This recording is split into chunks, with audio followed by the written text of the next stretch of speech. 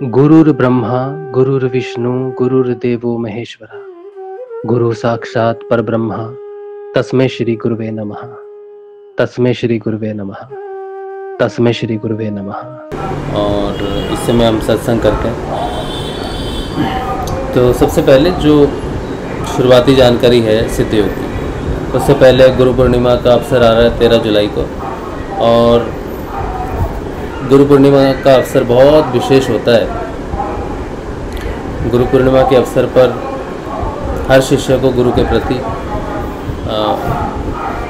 भक्ति भाव से जो भी गुरु का आदेश हो उसकी पालना करनी चाहिए।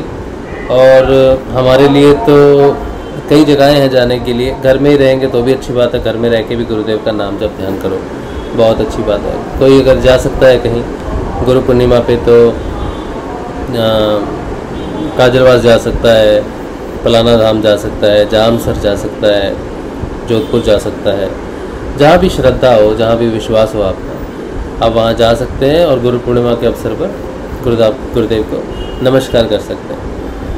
तो हमारे आज जो जाने का प्लान है वो वैसे तो जोधपुर तक का है। जोधपुर से आगे भी काजलवास भी है, पलाना भी है, कहीं भी जा सकते हैं। और डिपेंड करता है कि गुरु माँ के अगर दर्शन हो जाए तो अच्छी बात है, अगर ऐसा नहीं होता है तो फिर काजलवास जाएंगे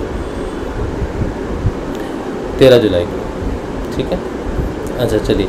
अब जो है शुरुआती जानकारी जो है सिद्ध योग की नए साधकों के लिए वो ये कि गुरु सियाग सिद्ध योग जो है ये एक महायोग है। इस योग में सारे योग सम्मिलित हैं। आप अगर कोई अन्य प्रकार का योग ढूंढ रहे हैं, जैसे कोई क्रिया योग के लिए ढूंढता है, कोई सहज योग में जाना चाहता है, कोई लय योग का जानना चाहता है, कोई जप योग में जाना चाहता है, तो अगर आप किसी भी योग में जाना चाहते हैं, कोई भी योग आप देख रहे हैं कि मैं ये योग करूं, नॉर्मली जो फिज़िकल एक्सरसाइज है जिसे कहते हैं कि हाँ योग करेंगे तो फिट रहेंगे, अगर आप साधारण योग भी ढूंढ रहे हैं या किसी भी प्रकार का ढूंढ रहे हैं तो सिद्ध योग को आप एक बार ट्राई कीजिए। सिद्ध योग जो है, सिद्ध योग महायोग है। इसमें सारे योग सम्मिलित हैं। आपकी रिक्वायरमेंट के हिसाब से आपको जो योग चाहिए वो तो आपको मिलेगा ही, उसके साथ साथ सारे योग जितने भी होते हैं वो सारे के सारे आपको सिद्ध योग में आपकी ज़रूरत के अनुसार आपको मिलेंगे। इसका मतलब ये है कि इसमें सारे योग अपने आप होते हैं। गुरुदेव रामलाल जी सियाग एक संजीवनी मंत्र की दीक्षा देते हैं। उस मंत्र को मन ही मन में जाप करना होता है, बिना होठों जीभ हिलाए। जब आप गुरुदेव जी से दीक्षा लेते हैं, गुरु जी का ध्यान करते हैं 15 मिनट के लिए, तब आपकी जो शरीर में शक्ति रूपी कुंडलिनी है वो कुंडलिनी शक्ति जागृत हो जाती है और वो स्वयं आपको योग करवाती है। आपको नहीं करना पड़ता योग। जैसे आपको पद्मासन में बैठ के अनुलोम विलोम करना है, सोचो कोई बोलता है आपको कि आप पद्मासन में बैठो, अनुलोम विलोम करो, या फिर आपको कोई बोलता है कि आप किसी ऐसे आसन में बैठो, मयूर आसन में बैठो, या फिर आप वो एक गोलाई, कैसे कितने बहुत सारे आसन होते हैं। कोई पर्टिकुलर आसन में अगर आपको कोई बोलने के लिए कहता है कि इसमें बैठो, अब श्वास लो, श्वास छोड़ो, तो योग सिखाने वाले टीचर होते हैं बाहर से जो बताते हैं, आपको गाइड करते हैं ऐसा करना है। सिद्ध योग में ऐसा कुछ भी नहीं, कोई बाहर नहीं है।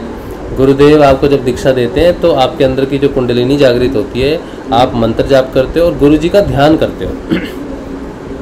गुरु जी की जो तस्वीर है, आप अगर देखोगे इंटरनेट पे गुरुदेव रामलाल जी सियाग, तो आपको तस्वीर मिलेगी गुरुदेव जी की। उस तस्वीर के आगे बैठ के आपने प्रार्थना करनी है कि गुरुदेव जी मेरे को 15 मिनट के लिए ध्यान के लिए बिठा दीजिए और मुझ पर कृपा कीजिए। अगर आपको कोई रोग है तो आप उस रोग से ठीक होने के लिए गुरुदेव से कृपा कीजिए, कृपा प्रार्थना कीजिए। तो इस तरह से आप प्रार्थना कर सकते हैं और 15 मिनट के लिए बोल देना है कि मेरा ध्यान केंद्रित कीजिए। जैसे ही आप बैठोगे ना, तस्वीर के आगे बैठोगे, तो आपको अपने आप योग होना शुरू हो जाएगा। अब बड़ी अचंभे वाली बात है ना, लोग सोचते हैं ये कैसे हो सकता है, ये कैसे होगा, यही होता है। और ये कोई नई बात नहीं है, ये नया हुआ है कुछ या कुछ नई चीज़ आई है। इससे पहले भी सिद्ध योग गुरु शिष्य परंपरा में था, ओपनली नहीं था जैसे हम लोग अभी जानते हैं, या मैं आपको बोल रहा हूँ इंटरनेट के माध्यम से, आप मुझे सुन रहे हो और मैं बोल रहा हूँ, ऐसे इतना ओपन नहीं था। पहले गुरु शिष्य परंपरा में था, तो शिष्य गुरु के पास जाता था, गुरु जो है शिष्य को अपने पास रख के फिर उसको सिद्ध योग करवाते थे। अब ये ओपन है और गुरुदेव की फ़ोटो से ही ध्यान लग जाता है। गुरुदेव की आवाज़ से आप अगर संजीवनी मंत्र सुनो तो अवेलेबल है इंटरनेट पे। अगर आप ढूंढो गुरुदेव रामलाल जी सियाग वीडियो या स्पीच या संजीवनी मंत्र, गुरुदेव रामलाल जी सियाग संजीवनी मंत्र ऐसा पूरा लिखना पड़ेगा, गुरुदेव का नाम लिखना पड़ेगा आपको, तो आपको वो संजीवनी मंत्र मिल जाएगा। वो सुनते ही आपकी दीक्षा हो जाएगी। अब ये सिद्ध योग पूरी तरह से फ्री भी है, आपको ना तो कहीं जाने की ज़रूरत है, ना आने की ज़रूरत है, ना आपको कोई ट्रेनिंग की ज़रूरत है कि आपको कोई समझाएगा कैसे करना है। बस कुछ नहीं है, बस इतना ही है कि वो मंत्र सुन लेना है और ध्यान में बैठना है और अपने आप ही होना है सब कुछ। फिर आपके बीच में और गुरु के बीच में कोई दूसरा व्यक्ति नहीं है, ठीक है, कोई गुरु दक्षिणा नहीं है, कुछ भी नहीं है, इतना सहज है।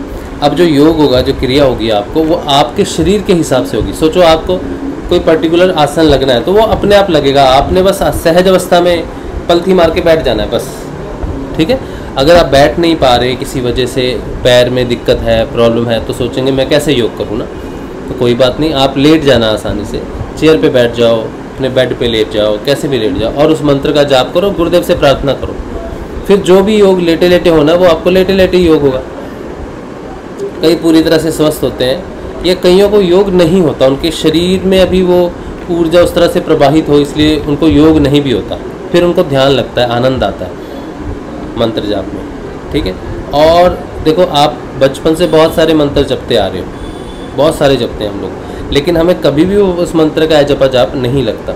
एजपा जाप का मतलब होता है कि कोई चीज़ हमारे अंदर अपने आप, फिर हमें आदत पड़ जाती है किसी चीज़ की, अपने आप चलने लगता है, वो हमेशा जीवन भर चलता है, अंतिम सांस तक वो चलता ही रहेगा, मंत्र कभी बंद नहीं होगा। तो जब हम मंत्र जपते हैं तो किताबों में पढ़े हुए मंत्र हैं, किसी से सुने हुए मंत्र हैं, वो मंत्रों का एजपा जाप हमें नहीं लगता। क्यों नहीं लगता?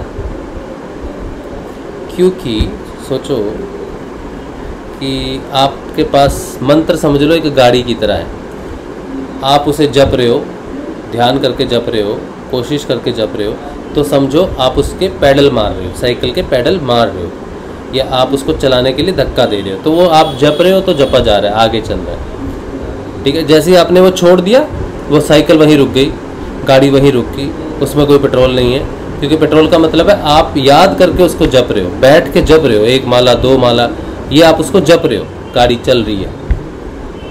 तो ऐसे मंत्र जो होते हैं वो चेतन नहीं होते, तो वो आप जैसे ही जाप बंद करते हो वो भी बंद हो जाता है, अंदर नहीं शुरू होता। ये जो ऐसे जो मंत्र होते हैं वो किताबों से पढ़ के भी हम जाप करते हैं, ठीक है, और बहुत सारे मंत्र हैं जिनको हम जाप करते हैं, लेकिन जपा जाप नहीं करते।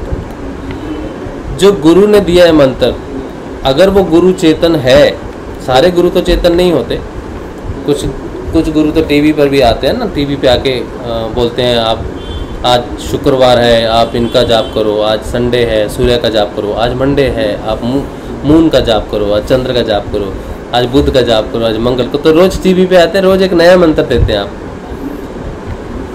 किताब से भी, आपके पास किताब तो जरूर होगी जो करते हैं पूजा पाठ, उनके पास भी किताब रहती है। सोमवार को सोमवार वाला मंत्र, ओम चंद्र ओम सम सोम देवाय नमः, ओम चंद्र देवाय नमः, ऐसा।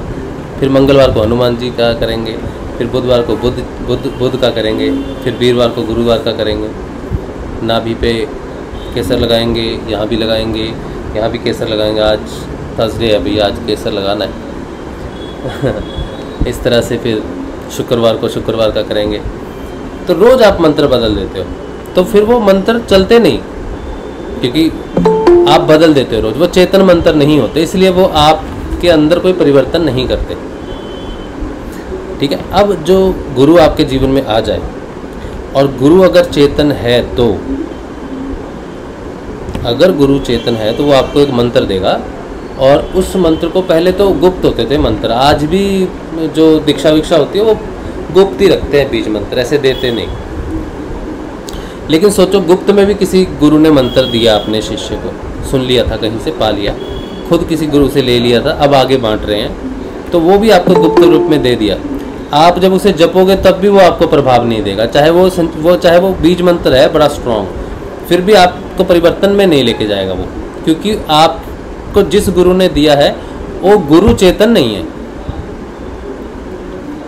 सोचो कि एक मंत्र चेतन है ऑलरेडी, ठीक है, तो यहाँ पर एक दिया जल रहा है, ठीक है, और आप यहाँ पर हो, आपके पास दिया तो है लेकिन जल नहीं रहा, तो ये मंत्र जो है, ये मंत्र चेतन मंत्र है, जल रहा है।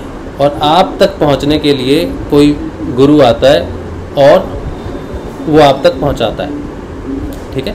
तो आप तक वो मंत्र पहुँचाने के लिए वो गुरु को खुद उस मंत्र को जपना पड़ेगा, उसको धारण करना पड़ेगा, खुद चेतन होना पड़ेगा, वो मंत्र उस गुरु को चेतन करेगा। तो ये गुरु चेतन हो गया, ठीक है, चेतन हो गया। तो ये जो लौ है, ये जो मंत्र की चेतना है, ये इस गुरु के अंदर आ गई। तो ये गुरु चेतना के साथ ही आ रहा है आपके पास। तो आपको मिला, आपको इन्होंने बताया कि ये मंत्र है बेटा, इस मंत्र को जपो, आपने जपा। और अगर ये गुरु भी चेतन है, और गुरु तभी चेतन होगा जब वो मंत्र उसने जो जपा है वो मंत्र चेतन होगा, तभी गुरु चेतन होगा। नहीं तो गुरु ने नहीं जपा, ध्यान से श्रद्धा से नहीं जपा, तो मंत्र चेतन ही रह जाएगा, गुरु चेतन नहीं होगा। तो गुरु का चेतन होना बहुत ज़रूरी है चेतन मंत्र को आगे देने के लिए। तो ये जब चेतन हो जाएगा गुरु, तो इसका मंत्र इसको चेतन कर देगा। तो जब ये गुरु आपको देगा तो आप भी उसको जपोगे, कुछ दिन जपोगे, जपते जपते जपते जपते जपते अगर दोनों में शक्ति है, गुरु सच्चा है और वो मंत्र उसने अपने गुरु से पाया है और वो चेतन है वो भी, तो आपका कुछ दिन में जपा जाप लग जाएगा, फिर वो अपने आप चलने लग जाएगा आपका। अब ये वही बात होगी कि जब मैं पहले कह रहा था ना, साइकिल चला रहे हो तो पैडल मार रहे हो तो चल रहा है, गाड़ी में पेट्रोल दे रहे हो सुबह शाम, जप रहे हो तो चल रहा है, जैसी बंद किया बंद। अब ये बंद नहीं होता, ये चेतन मंत्र, चेतन गुरु का दिया हुआ मंत्र चेतन आपको चेतन कर देता है। फिर आप सो रहे हो, मंत्र नहीं जप रहे, मंत्र तो सुबह उठना 4 बजे जपेंगे, 4 माला 6 माला 8 माला, रात को भी सो जाते हैं खाना खा के। तो जब आप कुछ दिन वो मंत्र जपोगे, माला दे के भी नहीं जपना, गुरु कहता है उसको आपने सांसों के साथ जपो, हर समय जपो, उसको आपने एक पर्टिकुलर टाइम में बैठ के नहीं जपना, आप सारे काम करते समय जपो। क्योंकि सच्चे गुरु को पता होता है कि ये मंत्र आगे जाके चेतन हो जाएगा और इसको भी चेतन कर देगा, तो 24 आवर्स इसके अंदर चलेगा। फिर ये खाना खा रहा है, फिर ये बात कर रहा है, सो रहा है, बाथरूम में है, लैट्रिन में है, काम कर रहा है, कुछ भी कर रहा है, वो मंत्र तो चलता रहेगा, फिर मैं इसको अभी क्यों रोकूं। तो गुरु क्या कहते हैं, जो चेतन मंत्र देते हैं, वो कहते हैं कि आपने इसको बिना रुके जपना है और मन मन में जपना है, होंठ जीभ से नहीं जपना। और ये माला वाला पकड़ने की ज़रूरत नहीं है, अब नंबर सिस्टम गया, अब माला से मुक्ति होगी आपकी, माला के बंधन से आप छूट गए। तो अगर वो सत्य है गुरु, तो आपको उस मंत्र का जपा जाप लग जाएगा। ये गुरु के चेतन होने की प्रमाणिकता है। अगर आप 10 साल से किसी गुरु की शरण में हो और उसका मंत्र जपते जा रहे हो, लेकिन आपको उसका जपा जाप नहीं लग रहा, वो ऑटोमेटिक नहीं चल रहा आपके अंदर, आपको फील नहीं हो रहा, तो मतलब है कि आपका गुरु जिसने आपको दिया उसने खुद वो जपा नहीं। मंत्र का कोई दोष नहीं, मंत्र तो चेतन हो सकता है, लेकिन आगे देने के लिए मैं किसी को कोई कोई कहेगा भाई मेरे घर में आज अगरबत्ती नहीं है, माचिस नहीं है, दिया तो है, लौ चाहिए, तो मैं कहूँगा मैं लेके आता हूँ लौ, तो मैं लेके गया लौ एक दिए से, हमारे घर के दिए से तो ये लौ मुझे लेके जानी पड़ेगी तभी वो जलेगा। तो जो गुरु आपके पास आएगा ना, तो वो खुद लौ लेके आएगा, वो खुद उसको धारण करके आएगा, और धारणा तभी होगी जब उसने उसको जपा होगा। लौ को तभी धारण कर सकते हैं। तो जपा जाप की ये महानता है कि जपा जाप हमें ये बताता है कि गुरु और मंत्र दोनों एक ही हो गए, क्योंकि अगर मंत्र चेतन था, उसने गुरु को चेतन कर दिया, तो दोनों एक ही हो गए। अब गुरु चलती फिरती लौ है, अब जहाँ गुरु है वहीं वो जागृति है। तो जिसको वो टच कर दे मतलब जिसको अपना शिष्य बना के कहे कि मंत्र जपो, वो हो जाएगा उसका काम। तो सिद्ध योग में गुरुदेव रामलाल जी सियाग वैसे ही चेतन गुरु हैं, और जिस मंत्र को वो देते हैं उस मंत्र को संजीवनी मंत्र कहते हैं, और उसको जपने वाले ऋषि मत्स्येंद्र नाथ जी, भोलेनाथ से माँ पार्वती को मिला वो मंत्र, संजीवनी मंत्र। फिर मत्स्येंद्र नाथ जी से गोरखनाथ जी को, गोरखनाथ जी ने फिर आगे उसको बांटा। तो बांटते बांटते एक गुरु और शिष्य की परंपरा में रहा, एक गुरु एक ही शिष्य को देता था। तो ये चलते चलते चलते चलते कलयुग तक आया। कलयुग में कलयुग का ही है वैसे तो, ये मंत्र कलयुग में ही आउट हुआ था, क्योंकि मच्छिंद्र नाथ जी को जब ये मंत्र मिला था तो वो कलयुग ही था उस समय, क्योंकि मच्छिंद्र नाथ जी कलयुग के आदि गुरु हैं। भोलेनाथ वैसे आदि गुरु हैं सारे संसार के, लेकिन मच्छिंद्र नाथ जी इस कलयुग के आदि गुरु हैं। तो उनको कलयुग में ही ये मंत्र आउट हुआ उनके पास, उनको मिला। तो फिर वो गुरु शिष्य परंपरा में गोरखनाथ जी से फिर आगे चलता चलता, तो ये जो सिद्ध योग जो मिला मछिंद्र नाथ जी से गोरखनाथ जी को, ये काफ़ी विशाल था, काफ़ी बड़ा था। अब जो अमर कथा हम कहते हैं ना, अमर कथा कुछ ऐसी थी, शिव ने उसमें माँ पार्वती को वो रास्ते बताए जो सारे रास्ते किसी भी शिष्य को चेतन करने के लिए हैं। तो उन्होंने कई बहुत लंबी कथा, अमर कथा, उसमें अगर हम कह दें कि सिर्फ मछिंद्र नाथ जी ने ये मंत्र सुन लिया तो नहीं, सिर्फ ये मंत्र नहीं, बल्कि उस अमर कथा के कई तरीके उन्होंने बताए कि किस तरह से कोई व्यक्ति को चेतन किया जा सकता है। ठीक है, ये वही चीज़ थी जो उन्होंने जो सप्तऋषियों को बताई थी। सप्तऋषि थे तो उनको बताया कि हर एक को अलग विद्या बताई, सप्तऋषियों हर एक को अलग तरीका बताया कि देखो ये चेतन होने का ये तरीका है, चेतन होने का ये तरीका है। तो फिर सातों को उनके शरीर के हिसाब से जागृति चेतना कहाँ कहाँ निवास कर सकती है, उस निवास स्थान से उठाने के लिए क्या कर सकते हैं। तो अलग अलग तरीके, अलग अलग रास्ते बताए। तो टोटल सारे रास्ते उन्होंने बता दिए।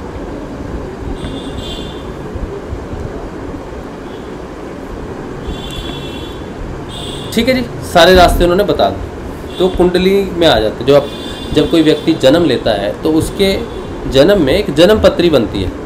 जन्म पत्री में 12 घर होते हैं,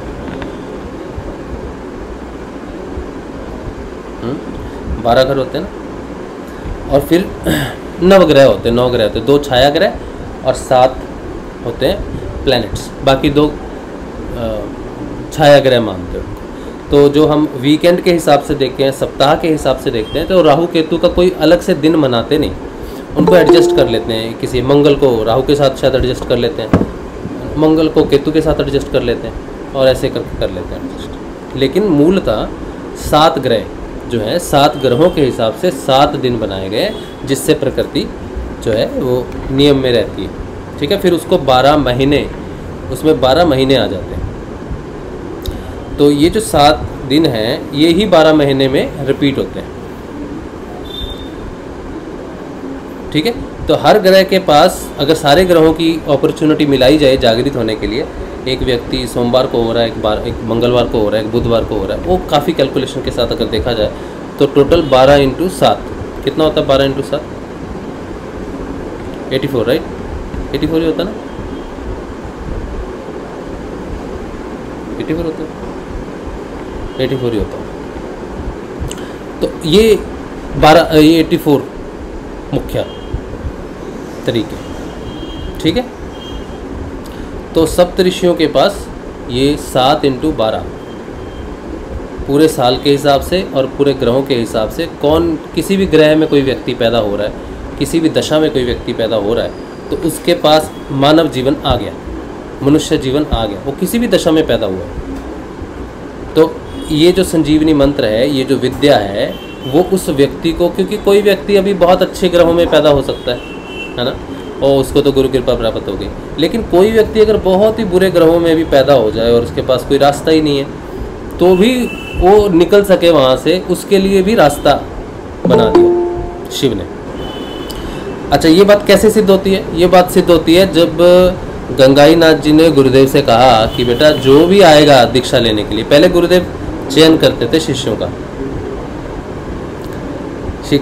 दीक्षा लेने के लिए लोग आते थे तो गुरुदेव देखते थे, स्कैन करते थे किसकी ऊर्जा कैसी है।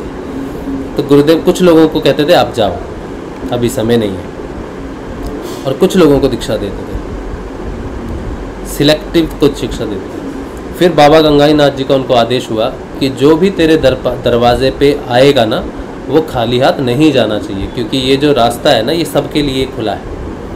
तो इससे ये सिद्ध होता है कि जितने भी वो जो अमर कथा भगवान ने सुनाई थी, उस अमर कथा में वो सारे रास्ते थे जो हर मानव को इस धरती पे किसी भी ग्रह में पैदा हुआ, किसी भी जगह पे, किसी भी धर्म में पैदा हुआ, किसी भी कास्ट वर्ण सिस्टम में पैदा हुआ व्यक्ति मोक्ष पद का हकदार है। ये विद्या भगवान शिव ने सप्तऋषि को दी थी, और जिस दिन ये मानव मात्र के कल्याण के लिए शिव ने इन सप्तऋषियों को ये 84 रास्तों की विद्या दी थी, उस दिन को कहते हैं गुरु पूर्णिमा। उसी दिन को कहते हैं गुरु पूर्णिमा।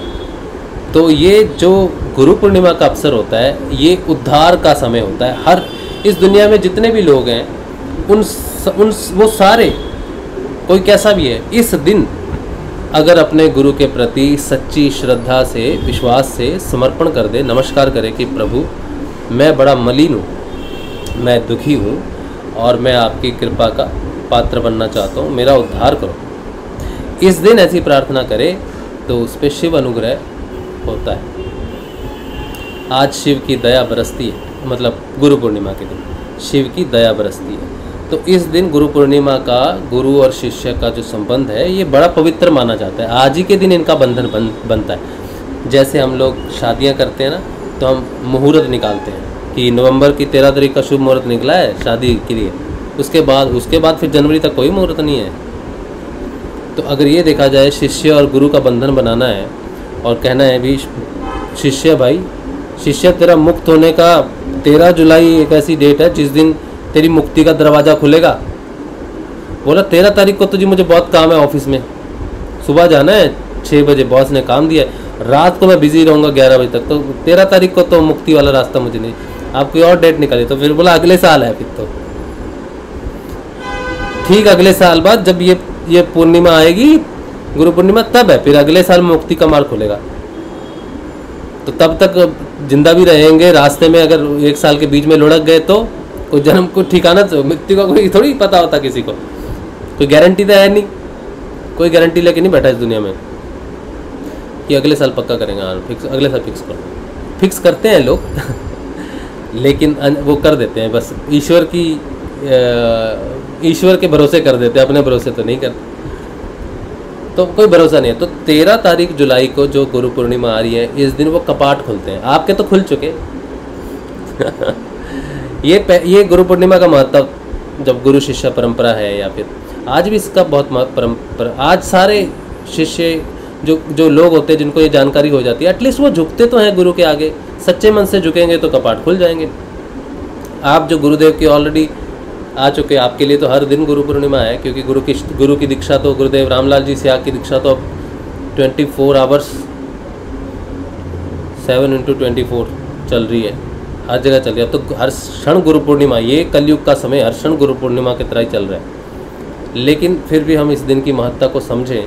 ये जो अब इतनी तीव्र गति से हो रहा है कि एक क्षण भी भगवान वेस्ट नहीं कर रहे, भगवान शिव, ये अब समय नहीं है। अब ये गुरु पूर्णिमा जो एक दिन आती थी 1 साल में, अब ये हर क्षण चलनी चाहिए। वो शक्ति गुरुदेव रामलाल जी स्याग के माध्यम से, वो संजीवनी मंत्र, वो अमर कथा का फल जो है अब 24/7 अवेलेबल है, तो आपको तो मिल रहा है। लेकिन ये जो महानता है, इस मंत्र की जो महानता है, वो ये है कि ये गुरु पूर्णिमा के दिन ही उन शिष्यों को ये पूरा ज्ञान मिला था, सप्तऋषियों को। ठीक है, वही जो पूरा ज्ञान था वो माँ को दिया गया, माँ पार्वती को। माँ पार्वती सो जाती थी। अब हम सोचते होंगे छोटी सी कहानी सुनने में माँ सो गई। छोटी सी कहानी तो नहीं, उनको काफ़ी समय पूरा लगता होगा, ऐसा तो है नहीं सुबह सुनानी शुरू की तो रात को ख़त्म होगी, तो काफ़ी समय लगा होगा उनको। तो ये जो कहानी थी, पूरा ज्ञान था, ये मच्छिंद्र नाथ जी को मिला। मच्छिंद्र नाथ जी ने अहेतु की कृपा से गोरखनाथ जी को दिया, अहेतु की कृपा से दिया गोरखनाथ जी को। क्यों दिया? क्योंकि गोरखनाथ जी बड़े भक्त परायण, अपने गुरु जी के प्रति बड़े श्रद्धा, और वो मच्छिंद्र नाथ जी के ही पुत्र थे एक तरह से देखा जाए, क्योंकि मच्छिंद्र नाथ जी ने एक स्त्री को दुखी देख के उसको बालक हो जाए बोल के एक विभूति दी थी। लेकिन वो जो महिला थी वो थोड़ी सी शक्की थी।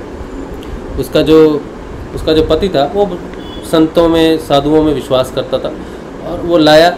उन्होंने प्रार्थना की कि आप हमें बच्चा नहीं आशीर्वाद दें, तो उन्होंने दी कि विभूति अपनी, या फिर ऐसे वो उनके घर में गए तो उनको, स्त्री को उन्होंने विभूति दी, लेकिन उसने गाय को नहीं खिलाई, उसने फेंक दी। वो तो गौर करने वाली बात है। अच्छा, उन्होंने क्या किया, स्त्री ने वो जो विभूति ली थी वो गोबर में फेंक दी। किसी पड़ोसी की बात सुन के ऐसा कुछ शक करके कि मेरा पति पता नहीं क्या लाया मेरे लिए, गोबर में विभूति फेंक दी, या फल था या विभूति थी। तो मच्छिंद्र नाथ जी कह रहे हैं मैं 12 साल बाद आऊँगा, 12 वर्ष बाद आऊँगा। देखो यहाँ पे 12 का महत्व आ गया फिर से।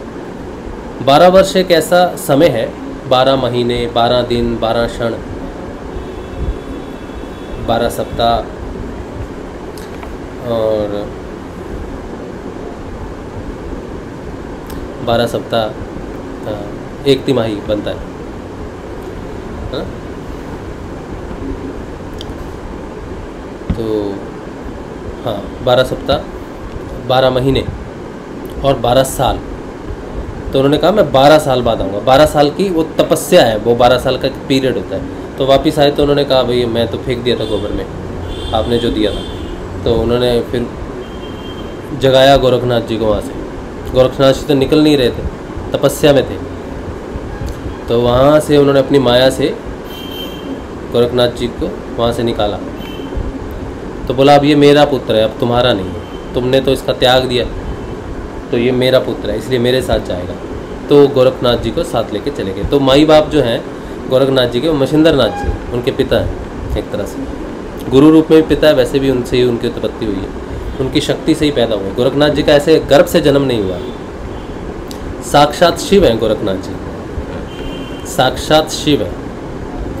तो गोरखनाथ जी को वो सारा ज्ञान कब मिला?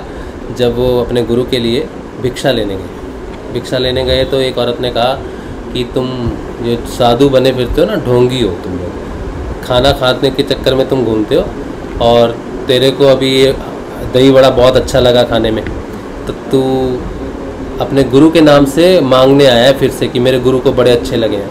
वो पहले एक बार भिक्षा लेके जाते हैं तो गुरु को देते हैं, तो मछिंद्र नाथ जी को वड़े बहुत पसंद आते हैं, तो कहते हैं वड़े मुझे बड़े पसंद आए और लेके आ। तो गोरखनाथ जी फिर जाते हैं उस घर में, कहते हैं कि भिक्षाम देइए, मुझे वड़े चाहिए, मेरे गुरु जी को बहुत पसंद आए, उनको और चाहिए।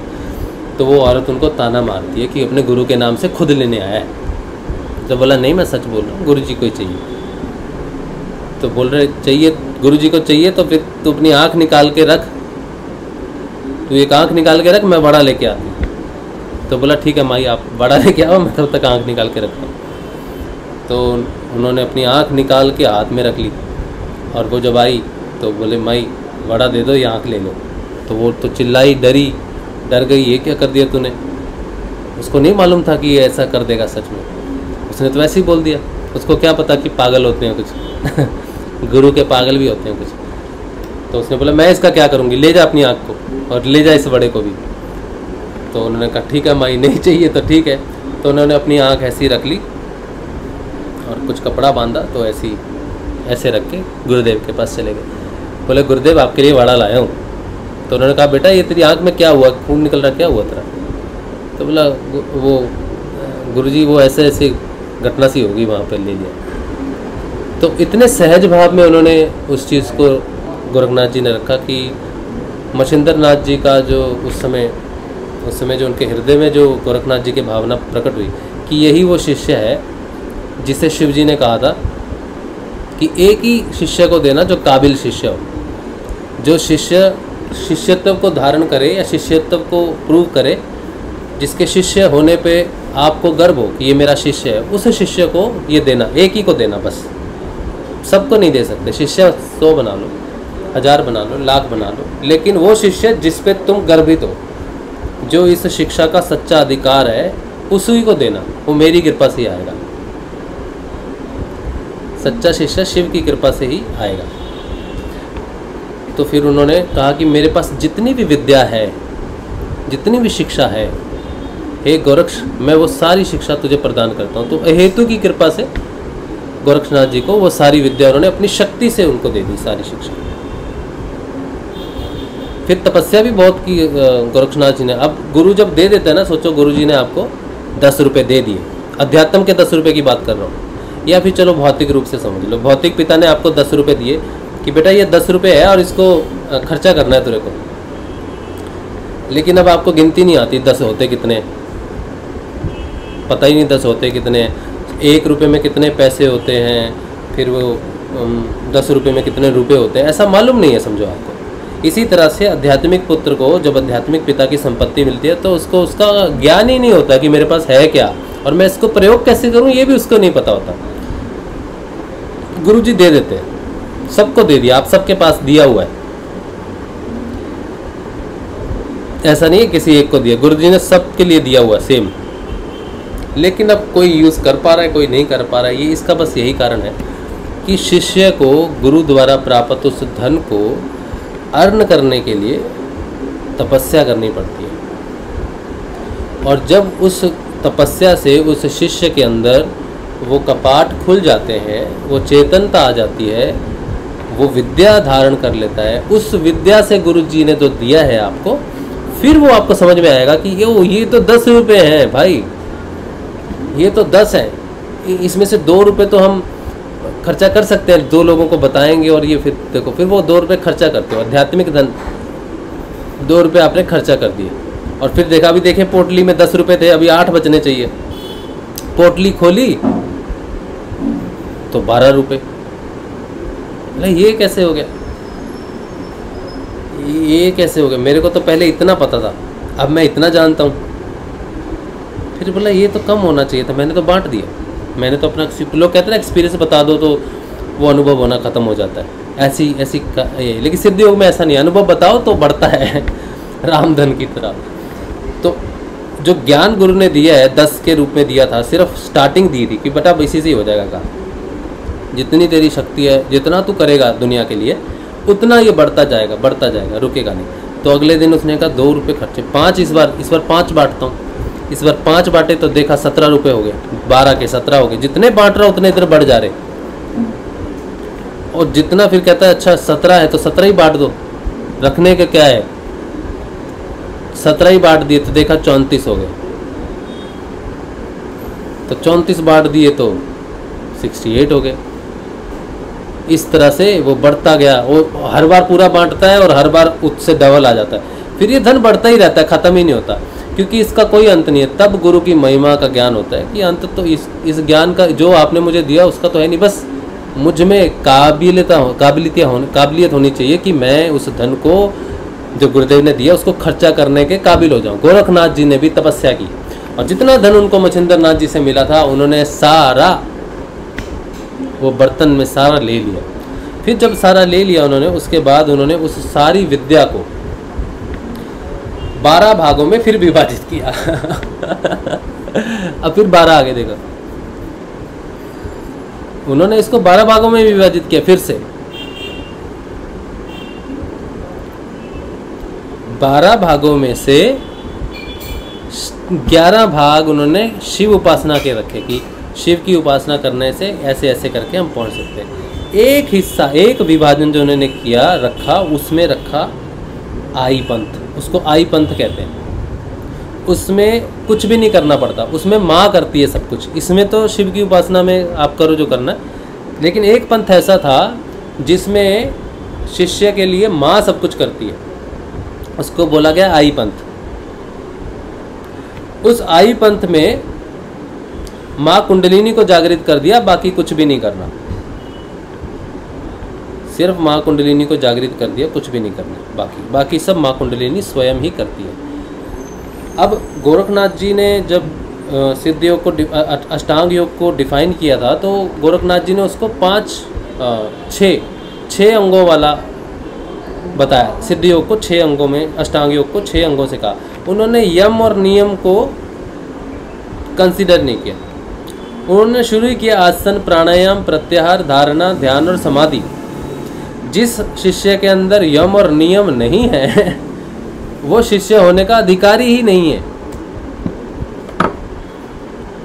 वो शिष्य होने का अधिकारी ही नहीं था,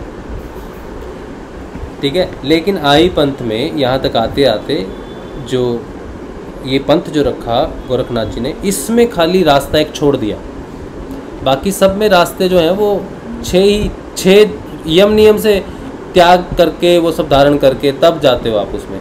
अब कुछ कई बार क्या आता है ना, मन में ऐसा आता है कि अगर हम गोरखनाथ जी के शिष्य होते हैं, गोरखनाथ जी हमें मिल जाते तो हमारा जीवन कैसा होता। कई बार विचार आ सकता है गोरखनाथ जी पे, कई बार इतना प्रेम आता है ना, गोरखनाथ जी से इतना अटैचमेंट हो जाता है कि ऐसा लगता है कि हम गोरखनाथ जी के समय में ही हो जाते तो उनको देखते, उनकी दिव्य चीज़ों को पढ़ते, लीलाओं को उनके साथ देखते, ऐसा होता है। लेकिन वो आपको शिष्य बनाते ही नहीं,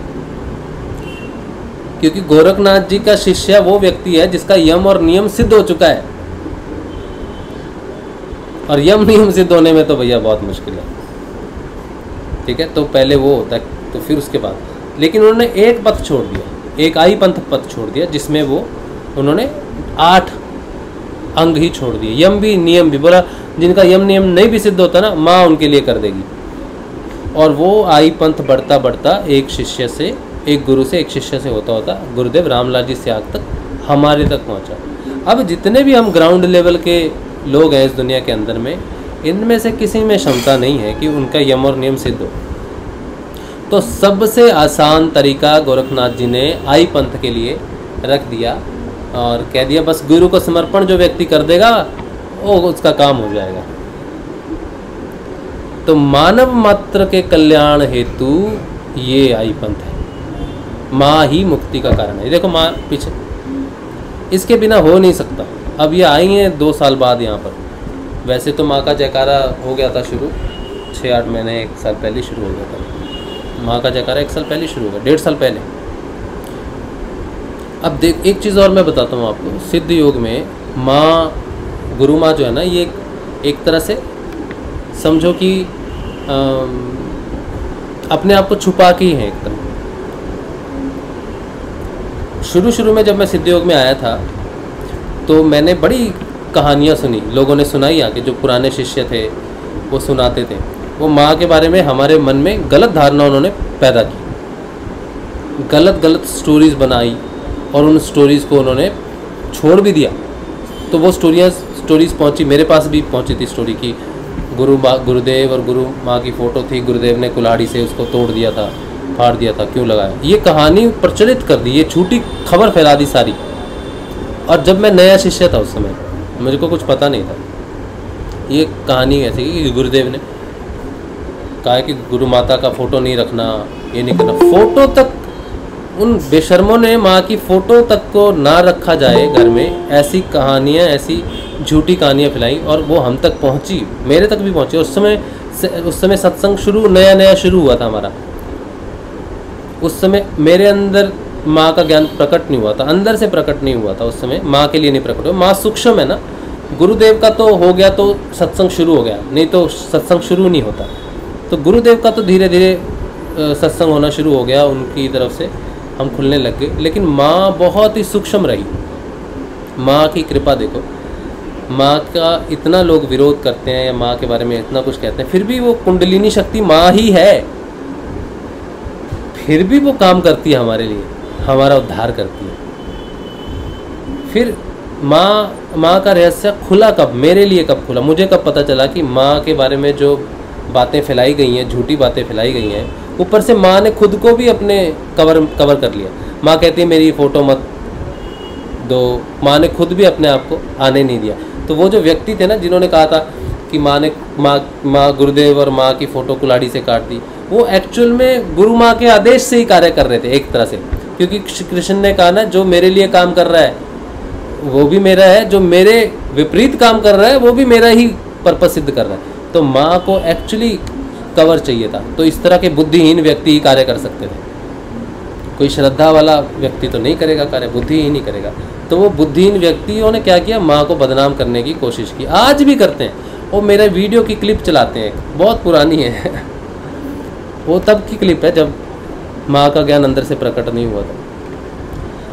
तो वो क्लिप चलाते हैं, आज भी चलाते हैं, लेकिन पूरी नहीं चलाते, काट काट के चलाते हैं। माँ की एक क्लिप ले ली कहीं से, उसमें माँ ने, शिष्य ने पूछा माँ से कि माँ तू मेरी राधा है। तो माँ ने कहा मुझे राधा मत बनाओ, लेकिन तू अगर मानती है ना तो मैं तेरे लिए राधा ही हूँ। ये पूरी लाइन थी माँ की। उन्होंने क्या किया, वो सिर्फ उतना काट दिया कि मुझे राधा मत बनाओ, बस ख़त्म करते हो, क्लिप काट दी। और मैं जहाँ पर ये बात दोहरा रहा हूँ, जहाँ पर मुझे ये सुनने में आया था, किसी ने बताया, तब सेशन चलते थे एक भाई के, उसमें बताया कि गुरुदेव की और गुरु माँ की, गुरुदेव ने खुद फ़ोटो कुल्हाड़ी से तोड़ दी, कुल्हाड़ी से तोड़ दी। इतना मतलब भयंकर रूप से बताया गया वो चीज़। तो ये बात मैंने उस सत्संग में बताई थी और उन्होंने वही काट ली कि राजशिव कह रहा है माँ के बारे में, देखो क्या कह रहा है।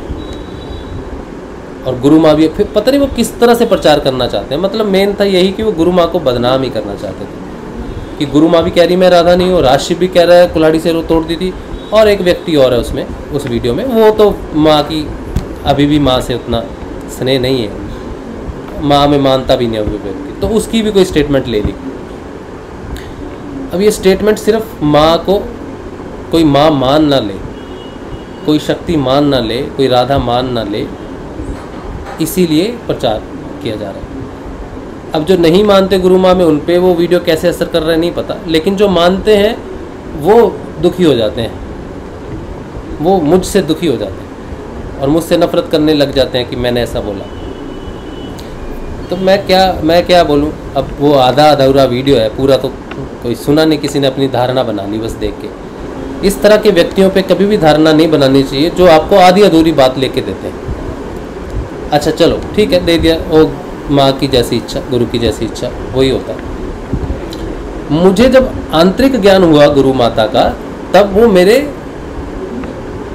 सुबह के ध्यान के बाद मुझे बहुत जोर तंद्रा लग गई थी, योग निद्रा लग गई थी बहुत जोर, ध्यान करने के बाद ही। उस दिन था पहला नवरात्रा सर्दियों का, यही पिछले साल का। तो माँ और गुरुदेव दोनों मेरे स्वप्न में आए। तब गुरुदेव ने मुझे बताया कि ये जितना भी कुछ प्रकट होता है वो प्रकृति से होता है, हम सारे प्रकृति से आते हैं। जितनी भी इस दुनिया में चराचर है, जितना भी स्थूल वस्तु है या जितनी भी सूक्ष्म वस्तुएं हैं, वो सारी की सारी प्रकृति से आती है। मैं भी प्रकृति से आया हूँ, ऐसा गुरुदेव ने बताया। और जैसे ही गुरुदेव ने कहा कि मैं भी प्रकृति से आया हूँ, तो उनका कहने का अर्थ था कि मेरा जो ये शरीर है ना, ये तो पंच भौतिक पदार्थों से बना है, तो वो प्रकृति से बने हैं पंच। तो मेरा जो शरीर बना है ये पंच भौतिक प्रकृति से ही बना है, तो मेरा शरीर भी प्रकृति से बना है। जैसे ही उन्होंने ये बात कहा तो मेरे मन में आया कि ये प्रकृति कौन है। तो जैसे ही मेरे मन में आया तो मेरे सामने गुरु माँ आई। और आप सोचोगे गुरु माँ की, ये जो गुरु माँ ऐसी दिखती हैं, ऐसी आई थी, ऐसी नहीं आई थी। गुरु माँ अपने उस रूप में आई थी जो सदैव उनका रूप है। एक देवी के रूप में मैंने उनको देखा। जो श्रृंगार आप यहाँ पर देख रहे हो ना माँ का, एब्सोल्युटली सेम श्रृंगार था। तब ये फोटो मैंने देखी नहीं थी माँ की, ये फोटो मैंने देखी नहीं थी, लेकिन माँ ने ऐसे ही लाल कपड़े पहने हुए और राजस्थानी टीका यहाँ पर लगाया हुआ है। माँ के पैर में पायल बज रही है और माँ एक रूम है, वो मैं अंदर में हूँ, गुरुदेव भी हैं, और वहाँ पे वो दरवाज़ा खोल के प्रवेश कर रही हैं और बिल्कुल मेरे सामने वो आई। बस जैसे ही मैंने उनको देखा मेरा स्वप्न टूट गया। वो पहला नवरात्रा था जिस दिन सुबह उन्होंने मुझे दर्शन दिए। तब मेरे को लगा, मैंने कहा ये क्या घटना हुई। मैंने तो कभी माँ को ऐसे ध्यान नहीं किया। माँ के बारे में जो भ्रम था वो तो मेरा दूर हो चुका था बहुत पहले, पलाना जाने से पहले ही दूर हो चुका था, बहुत पहले। और जिन व्यक्तियों ने वो भ्रम पैदा किया था उनसे मैं दूर भी हो चुका था उस समय। मुझे अपने आप गुरुदेव ने उनसे दूर भी कर दिया, जो ये भ्रम फैलाते थे कि माँ की जय नहीं बुलानी है, या माँ को नहीं पूजना है, या माँ का प्रचार नहीं करना है। कई बार हुआ। उन लोगों से गुरुदेव ने मुझे पिछले साल के शुरू में ही दूर कर दिया था किसी घटना की वजह से। लेकिन फिर भी मेरे को माँ के प्रति वापस होने लग गया, प्रेम होने लग गया। तो ये नवंबर में तो माँ ने साक्षात दर्शन दिए, तो मेरा दृढ़ विश्वास हो गया कि माँ गुरु माता कोई साधारण औरत नहीं है।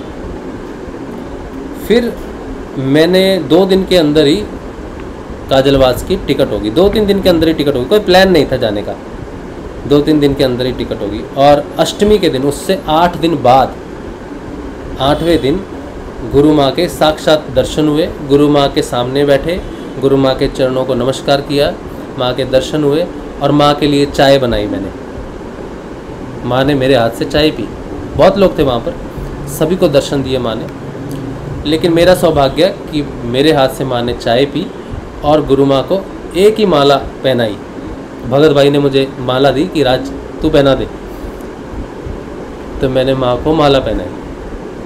भगत भाई ने मुझे दी वो माला पहनाई, और भगत भाई के कारण ही हमें वहाँ पे माँ के दर्शन भी हुए। तो वो माला पहनाई मैंने, माँ से आशीर्वाद लिया। ये अष्टमी का दिन है, ओमा अष्टमी बोलते उसको।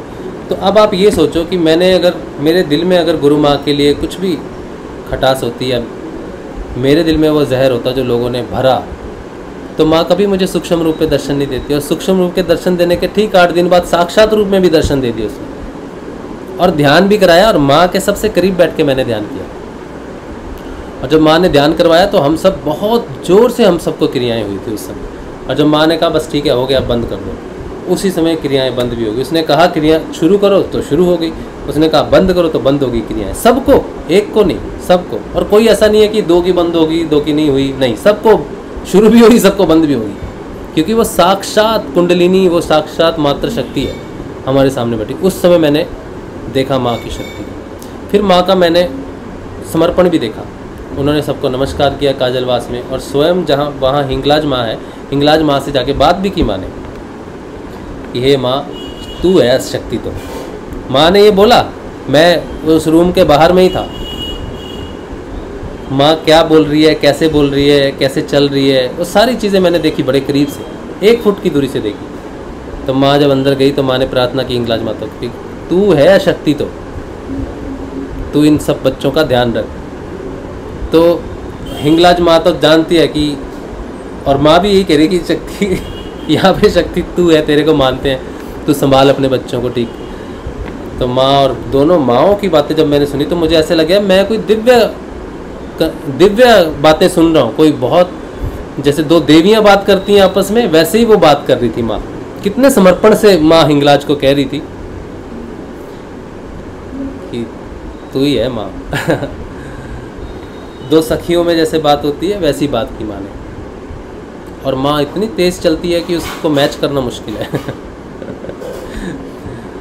तो माँ, वहाँ पे माँ के दर्शन हुए। इसके बाद फिर से नवरात्रि आई, ये गर्मियों की नवरात्रि जो आती है, फिर से नवरात्रि आई, और फिर से पहले ही नवरात्रि के दिन माँ ने मुझे फिर से दर्शन दिए सूक्ष्म रूप से।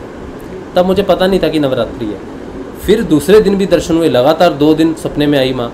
फिर मैंने सोचा ये 2 दिन लगातार माता सपने में आई, ऐसे ही आ जाती, ठीक है, देख लिया मैंने, दर्शन हो गए माँ के।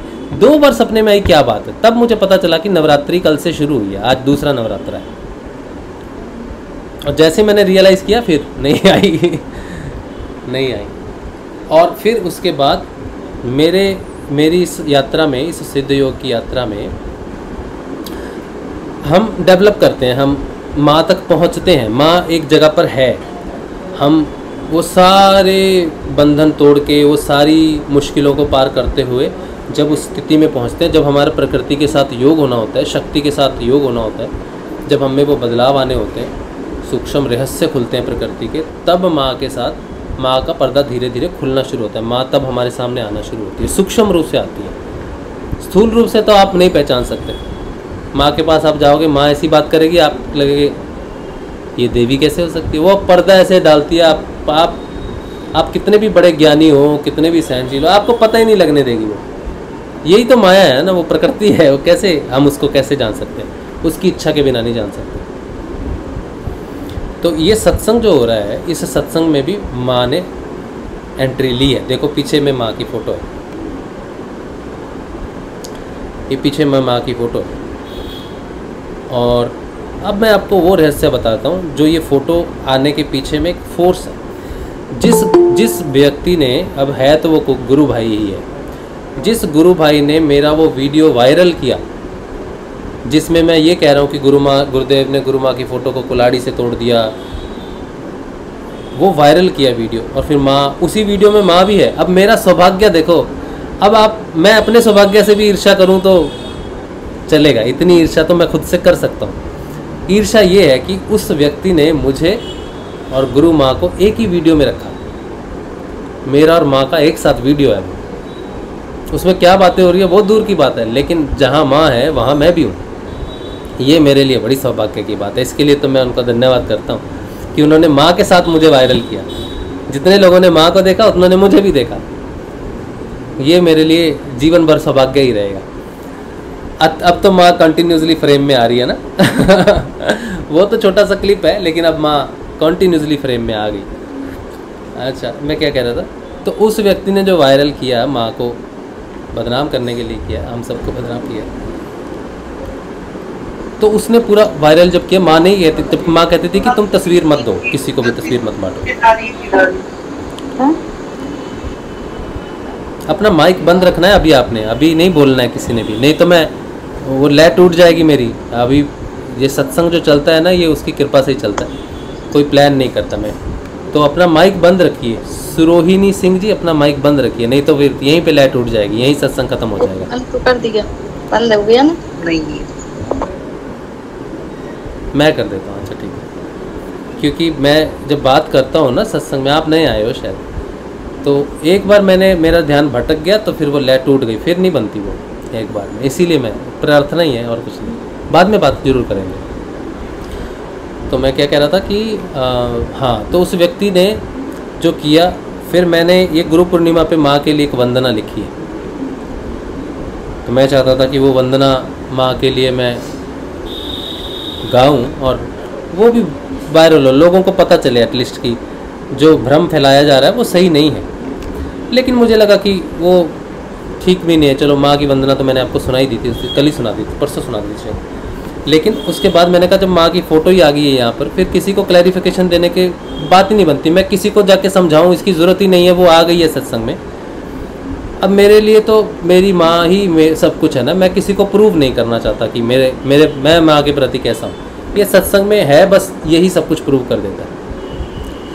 वो आ गई है, ठीक है, हमारे जीवन में, हमारे सत्संग में, हमारी साधना में आ गई है। और उसका परिवर्तन देखो, अब मैं आपको परिवर्तन बताता हूँ। जब आप यम और नियम जो चलते हैं ना, जितने भी अष्टांग योग हमारे चलते हैं, तो यम सिद्ध होता है, नियम सिद्ध होता है, आसन है, प्राणायाम, प्रत्याहार है, धारणा पे जाके गाड़ी रुक जाती है, धारणा पे हम लोग रुक जाते हैं। तो समझो कि यम का 100% सिद्ध होना ज़रूरी है।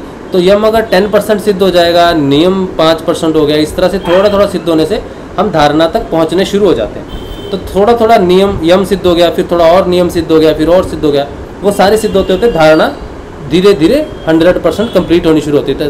तो जो जरा 2% हो गए तो धारणा 2% हो गई, फिर यम 4% हो गया, ये भी 4% हो गया, वो भी 4% हो गया, फिर धारणा 4% हो गई। तो इस तरह से हमारी साधना में, हमारे जीवन में परिवर्तन आते रहते हैं, और यम सिद्ध होता रहता है, नियम सिद्ध होता रहता है, और सारे सिद्ध होते होते धारणा भी सिद्ध हो जाती है। जब ये नीचे के पूरे सिद्ध हो जाएंगे 100 तो धारणा 100% सिद्ध हो जाएगी, फिर वो समाधि वाली बात रहेगी।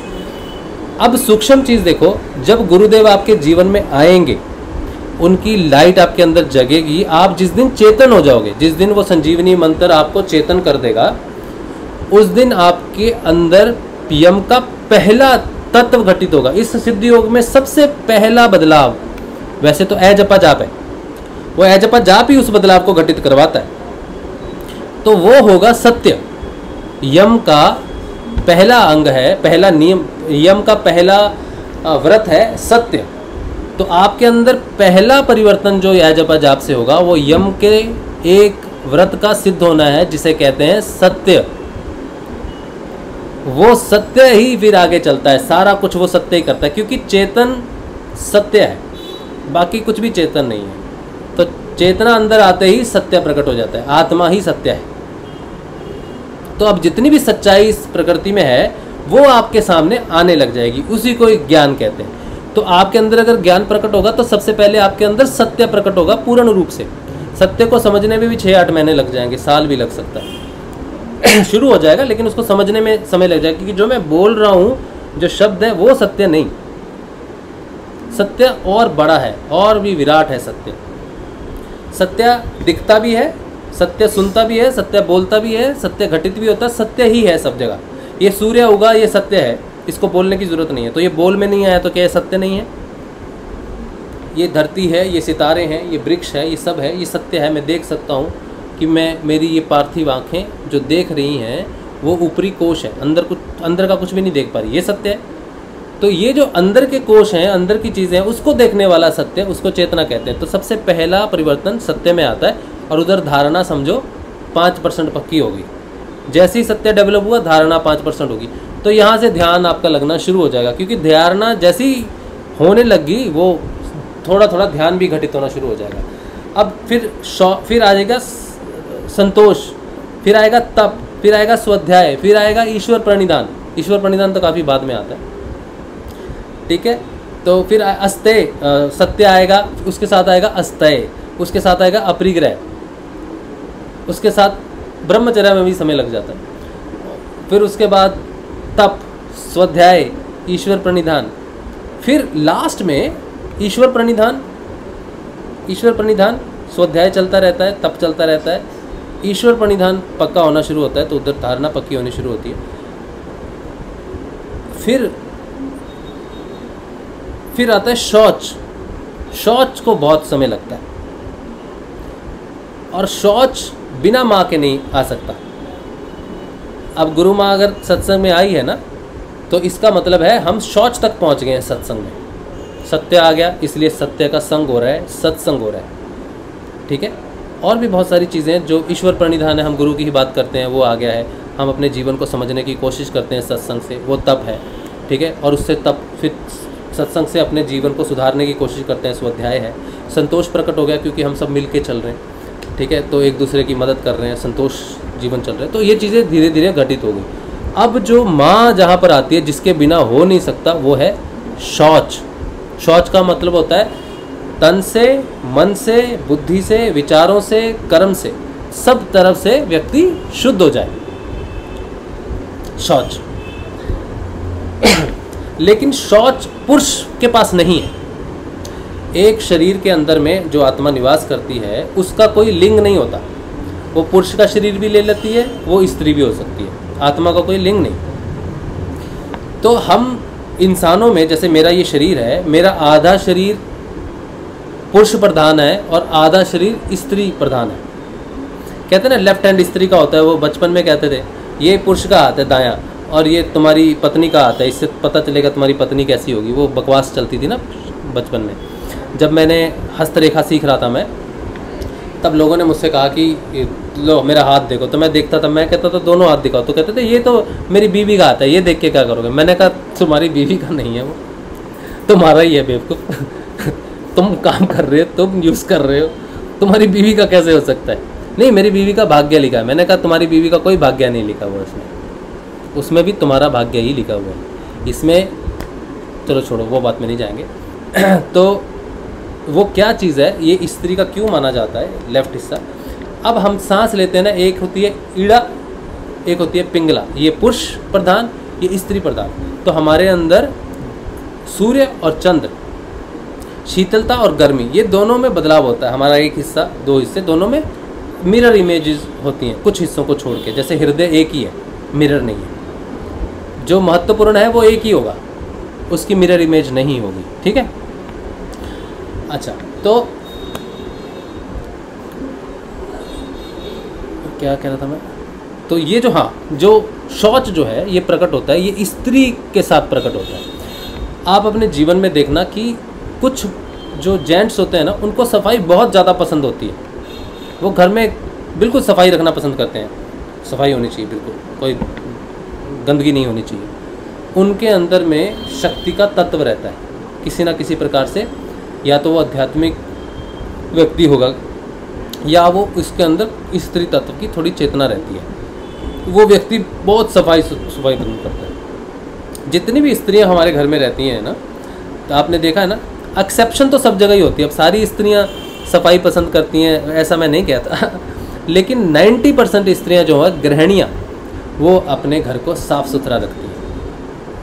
कभी पुरुष उठता है झाड़ू लगा रहा है सुबह उठ के, नहीं तो वो तो उठना है, उसने काम पे जाना है। लेकिन स्त्री उठती है, सबसे पहले वो चद्दर झाड़ेगी, गीले कपड़ों को तौलिए पे डालेगी, बर्तनों को समेटेगी, साफ़ करेगी, खाना पकाने से पहले सफाई करेगी। अगर जल्दी नहीं है, पति देव को ऑफिस जाने की जल्दी नहीं, तो सफाई करेगी। घर को घर बनाती है गृहिणी स्त्री।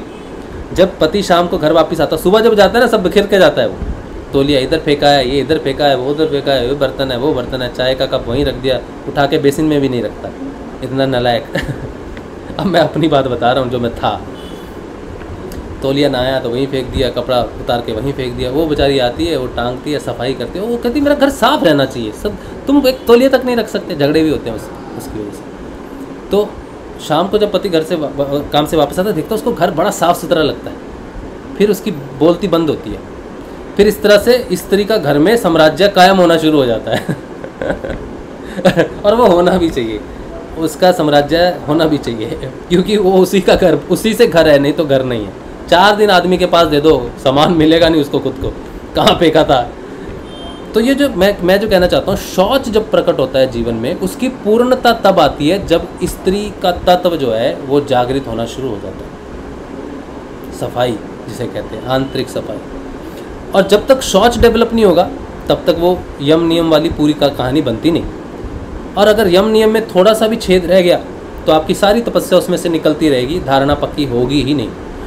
माँ का आपकी साधना में आना, आपके जीवन में आना आपकी धारणा को पक्का करता है। अगर माँ आपके जीवन में नहीं है, मैं गारंटी के साथ बोलता हूँ, आज इसको वायरल भी कर देना चाहे, कोई चिंता नहीं है, गारंटी के साथ बोलता हूँ कि जिसके जीवन में गुरु माँ नहीं आएगी ना, गुरु रामलाल जी त्याग सिद्ध योग में बोल रहा हूँ, जब अगर आपने गुरु माँ का भेद नहीं जाना ना, सूक्ष्म रूप से बोल रहा हूँ, बाहर से भी नहीं, सूक्ष्म रूप से वो आपको बताएगी, आपके अंदर जागृत होएगी, आपको दिखेगी सूक्ष्म रूप से, तब तक आपका शौच, पवित्रता नहीं आ सकती आप में। वो पवित्रता आप में माँ के आने से ही होगी, उसके बिना कृष्ण का काम हो नहीं सकता। इसीलिए वो कहते हैं गुरुदेव कि राधा बिना कृष्ण अधूरा है, कुछ नहीं कर सकता बेचारा। इसीलिए नहीं कर सकता क्योंकि अष्टांग योग के जो अंग है ना, वो बिना माँ के सिद्ध ही नहीं हो सकते, शौच आ ही नहीं सकता। वो प्रकृति है ना, प्रकृति है ना, प्रकृति को तो जानते हो, सूरज उगता है, एक कीड़ा, एक कौवा ऊपर उड़ रहा था, वो मर गया और वो नीचे गिर गया। अब उससे गंध आ रही है, दुर्गंध आ रही है। जंगल में कोई सफाई करने वाला व्यक्ति नहीं है, लेकिन वो वन में उस जगह पे बहुत बदबू हो गई है।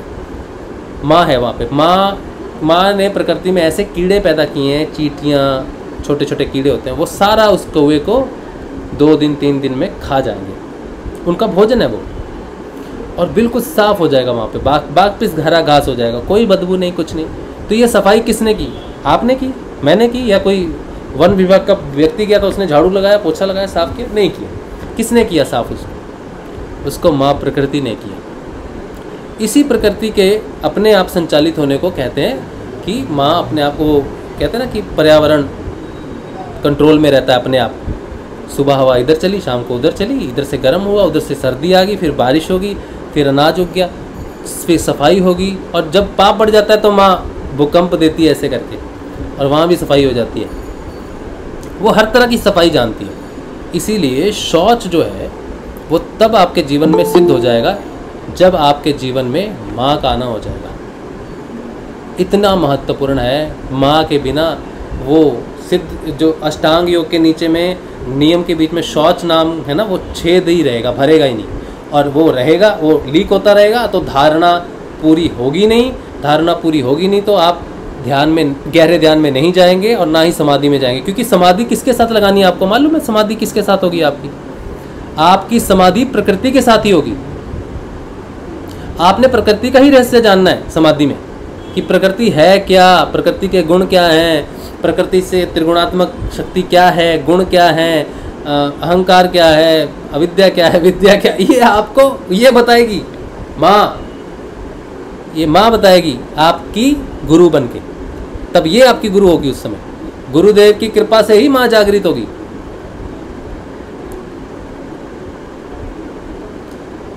इन शक्ति के बिना आप नहीं बढ़ सकते आगे, शौच के बिना। तो जो मैंने बताया है ये जीवन में भी आपको दिखेगा। मैं फालतू हवा में बात नहीं की, मैंने उदाहरण देके बात समझाई है आपको ना। तो जो हमारे जीवन में हम बाहर में देखते हैं ना, वो हमारे अंदर सूक्ष्म में भी है। अगर अंदर सफाई हो जाए ना, एक बार अंदर शौच धारण हो जाए, तो बाहर आपके घर में भी गंदगी किसी को मिलेगी नहीं। आप बाहर भी सफाई रखोगे। ये परिवर्तन की बात बता रहा हूँ। ये मैंने आपको ये नहीं बताया कि मैंने ये जान लिया, ये तो मैं बता रहा हूँ कि ये परिवर्तन घट गया मेरे साथ ये परिवर्तन घट गया, और वो घटा है सिर्फ माँ की वजह से घटा है। और ये मैं इसको जानता भी हूँ, साक्षात भी करता हूँ, क्योंकि प्रेरणा मुझे वही दे रही थी, उसी ने मुझे प्रेरणा दी। इससे पहले मैंने कभी वो सवाल ही नहीं पूछा था, इससे पहले मैंने वो सवाल पूछा ही नहीं था गुरुदेव से कभी। मैंने गुरुदेव से पूछा, एक दिन कोई सवाल पूछा मैंने गुरुदेव से, तो गुरुदेव ने कहा ना बेटा, अब यहाँ से आगे ऐसे नहीं जा सकते अब यहाँ से आगे ऐसे नहीं जा सकते। अब माँ शक्ति भी अपना कार्य कर रही है, और शक्ति मतलब शक्ति जो शक्ति के अंग है ना, वो भी सिद्ध होंगे, उसमें शौच भी है। तो शौच आपको गुरुदेव शुरू में कहते हैं आप बैठ जाओ, अगर नहाने की सुविधा नहीं है, अपने आप को साफ़ रखना अच्छी बात है, लेकिन नहाने की सुविधा नहीं तो बैठ दो। लेकिन हाँ, शौच का मतलब ये भी नहीं है कि माँ आपको नहलाएगी, साफ़ रखेगी, ठंडे में नहला रही, वो शौच की बात नहीं। शौच इंद्रियाओं का शौच, इंद्रियाओं के साथ साथ बाहर भी शौच प्रकट हो, स्थूल में भी। जो सूक्ष्म में होगा ना वो स्थूल में प्रकट होगा। सोचो सूक्ष्म में मेरे को सफाई बहुत पसंद है, लेकिन मेरे घर में गंद मचा हुआ है, तो इसका मतलब है सूक्ष्म में वो सिद्ध हुआ नहीं, पहले सूक्ष्म में सिद्ध होगा, पहले सूक्ष्म में सफाई अंदर पर धारणा होगी उसकी सफाई की, फिर बाहर मैं देखूंगा यार ये इधर रखा हुआ है, सजा के रखो, थोड़ा साफ रखो, मेंटेन रखो, थोड़ा अच्छा लगे, एक पॉजिटिव सकारात्मक फीलिंग आए। तो ये माँ की महिमा है, शक्ति की महिमा है, ठीक है। अब आप जितने भी लोगों ने वो वीडियो देखा होगा, मेरे प्रति धारणा होगी, कोई बात नहीं, इट्स ऑल राइट। लेकिन मैं माँ से बहुत प्रेम करता हूँ और माँ की मुझ पे कृपा है, और हमारे सत्संग में भी माँ आ गई है, तो इससे भी सिद्ध होता है कि माँ हमसे नाराज़ नहीं है। अगर आपके जीवन में नहीं है तो फिर आपका पता नहीं, आपकी साधना का भी कोई मुझे पता नहीं क्या है, कैसे चल रही है, ठीक है जी, ओके।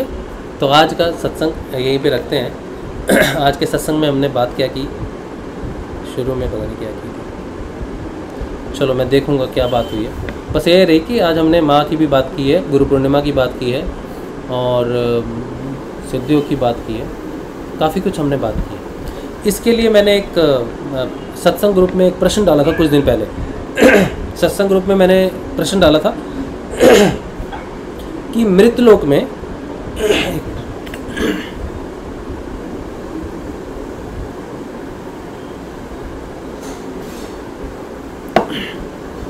हाँ, तो मैंने सत्संग ग्रुप में एक प्रश्न डाला था, मैंने पूछा था कि मृतलोक में सबसे बड़ा शिक्षक कौन है। ये प्रश्न मैंने तभी डाला था जब मुझे मेरे को ये धारणा पक्की हो गई थी, मैं दिख रही थी चीज़ें, तब मैंने डाला था मृतलोक में आपका सबसे बड़ा शिक्षक कौन है। उसके लिए भी मैंने लिखा हुआ है काफ़ी, आज मैंने लिखा था बैठ के, तो जो मैं फील करता हूँ तो वो मैं पोस्ट कर दूंगा जल्दी, और वो शेयर भी मैं करूँगा आपके साथ। सत्संग ग्रुप जो है वो ग्रुप जो है वो उनके लिए है जो सत्संग को नियमित रूप से सुनते हैं, नियमित रूप से सत्संग में बैठते हैं, आते हैं। और ऐसा नहीं है कि आप मुझे जानते हैं, आपने कभी एक सत्संग देखा था और 2 सत्संग अभी देख लिए, वो नहीं। जो लोग काफ़ी समय से सत्संग से जुड़े हुए हैं, कोई व्यक्ति अगर कहे कि राजशिव पागल है तो वो कहेंगे ठीक है तो है, क्या करना, कुछ किया तो जा नहीं सकता, कोई पागल है तो है। लेकिन सत्संग देखेंगे, उनको राजशिव के पागल होने से, सही होने से कोई फ़र्क नहीं पड़ता। उनको सत्संग, गुरुदेव के सत्संग से अगर कुछ मिल रहा है, कुछ जानकारी मिल रही है, तो वो सत्संग से जुड़े हुए हैं। वो जो लोग सत्संग से जुड़े हुए हैं उनका ग्रुप है वो। मेरे साथ जो जुड़े थे वो 5 ग्रुप थे, 6, श्री गुरुदेव 1, श्री गुरुदेव 2, नाद ग्रुप, ज्ञान वर्षा और एक था और किताबें, ये सारे जुड़े हुए थे जो मेरे को जानते हैं। तो मैंने उनको अभी हैंड ओवर कर दिया है गुरु भाइयों को। मैंने कहा मैं नहीं रह सकता उसमें एक तरह से मैं का तत्व है, एक तरह अहंकार का है कि मैंने बनाया है ग्रुप, तो मैं उसको छोड़ रहा हूँ। और सत्संग गुरुदेव ने बनाया है, सत्संग गुरुदेव का। तो जो लोग सत्संग से जुड़े हैं सिर्फ वो आएँ, इनकी वजह से सत्संग चलेगा, इन्हीं लोगों की वजह से चलेगा सत्संग, साधकों की वजह से। अब ये मेरी वजह से नहीं चलेगा, एक व्यक्ति की वजह से नहीं चलेगा, किसी लिंक की वजह से। ये सत्संग में है बोल के सत्संग चलेगा, जब तक ये है तब तक ये जरूर चलेगा। तो अगर आप सत्संग देख रहे हो, कई महीने हो गए आपको, और आप सत्संग से जुड़े हैं, तो आप मुझे मैसेज करना।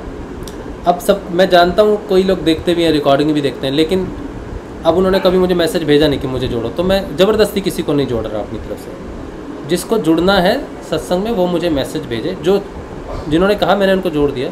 लेकिन अगर आप देखते हो सत्संग देखते हो तो आप उस ग्रुप में आओ। उस ग्रुप में बहुत सारी ऐसी चीज़ें होती हैं जो सत्संग से रिलेटेड है, ज्ञान से रिलेटेड है, जो बाकी जगह पे कई बार नहीं भी आती, उसमें आती है, ठीक है। और उसमें बहुत सारे मैसेजेस नहीं आते। मैं मना तो नहीं करता किसी को कि आप जय गुरुदेव मत लिखो या फिर कुछ भी करो, मना तो नहीं करता, लेकिन फिर भी उसमें कम है।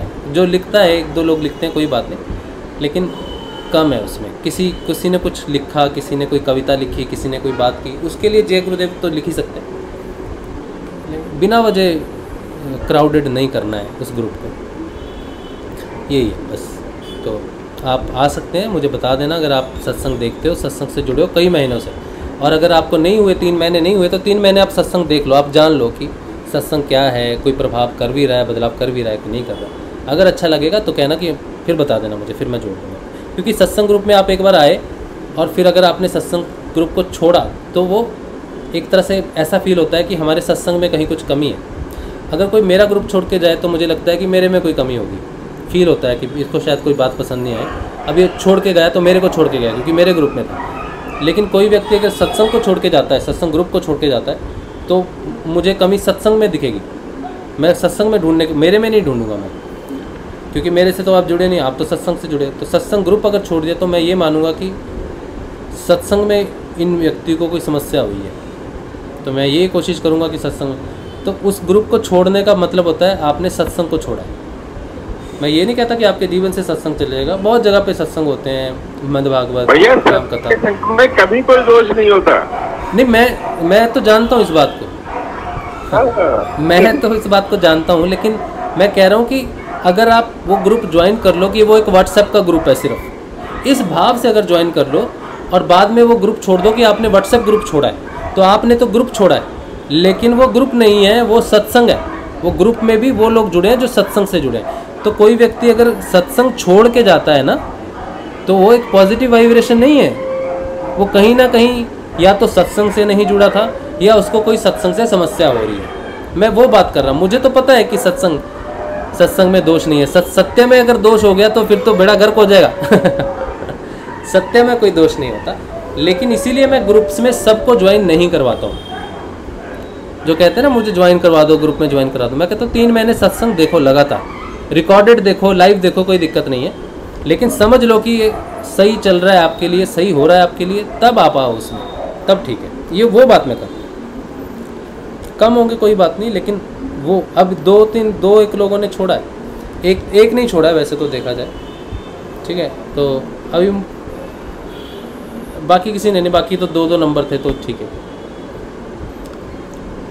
लेकिन ग्रुप छोड़ते हुए तो उसके बारे में, हाँ एक सेकंड, जय श्री गुरुदेव भैया, एक सेकंड सुरोहिनी बहन, बस एक सेकंड, एक मिनट और। ग्रुप अगर आप छोड़ते भी हो तो बताओ कि क्यों छोड़ के जा रहे हो, ताकि हमें पता तो चले, नहीं तो हम सोचेंगे हमें शायद कोई सत्संग में कोई हमसे समस्या होगी, प्रॉब्लम होगी, गलती होगी। तो आप ग्रुप छोड़ोगे तो बोल के जाओ कि हम इसलिए जा रहे हैं, ताकि हमें पता चले कि आप इसलिए जा रहे हैं, तो ये ज़रूरी है। हाँ जी सुरोहिनी बहन, आप बहुत देर से कुछ कहना चाहते हो, मुझे माफ़ करना, वो एक लय बनती है तो उसको तोड़ते नहीं, इसीलिए मैंने आपको रुकने के लिए बोला। बताइए क्या कहना चाहते हो आप। जय श्री गुरुदेव भैया। जय श्री गुरुदेव।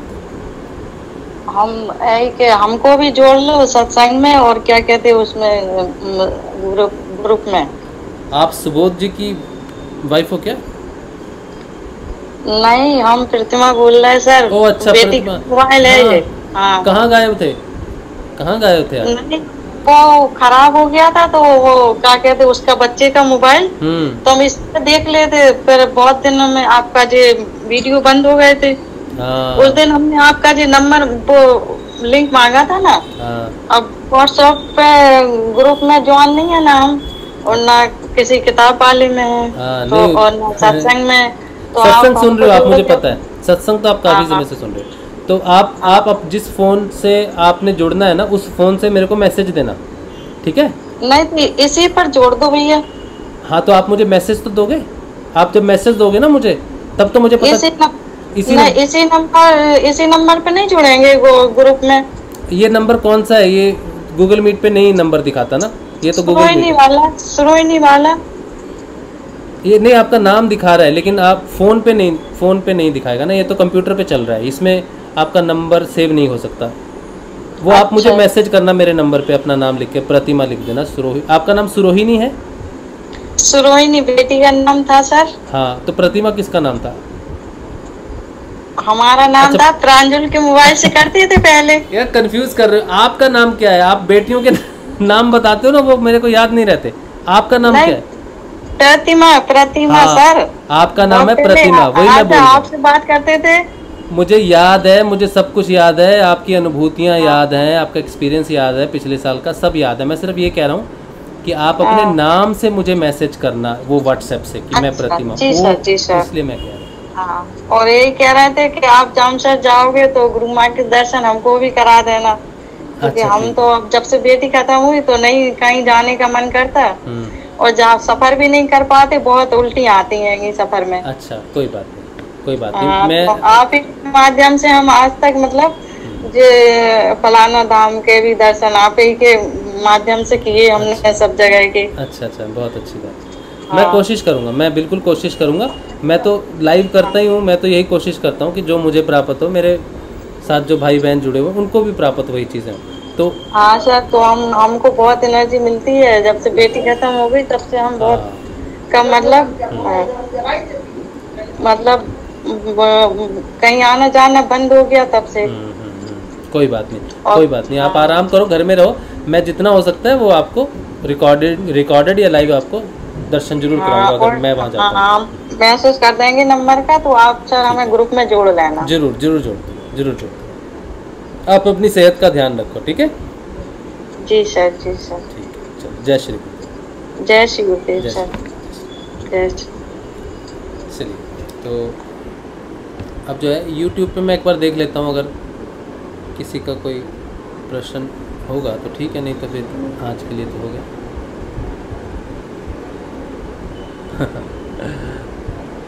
विशाल कुमार कह रहे हैं, प्रणाम महाराज जी, आपके चरणों में कोटि कोटि प्रणाम करते हैं।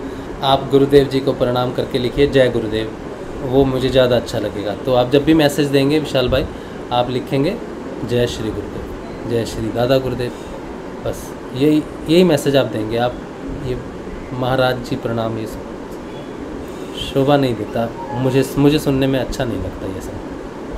तो आप गुरुदेव जी को लिखिए सब कुछ, ठीक है? गुरुदेव जी की जय बुलाइए, गुरुदेव जी को लिखिए, गुरुदेव जी आपको प्रणाम है, आपको कोटि कोटि प्रणाम है, ऐसा लिखिए। गुरुदेव जी जरूर लिखिए साथ में। चलिए, तो आज जो है, आज का सत्संग जो है गुरुदेव के श्री चरणों में रखते हैं, और कल मिलेंगे सुबह के ध्यान में 6:30 बजे। जय श्री गुरुदेव, जय श्री दादा, जय श्री गुरुदेव, जय श्री गुरु माँ के चरणों में जय श्री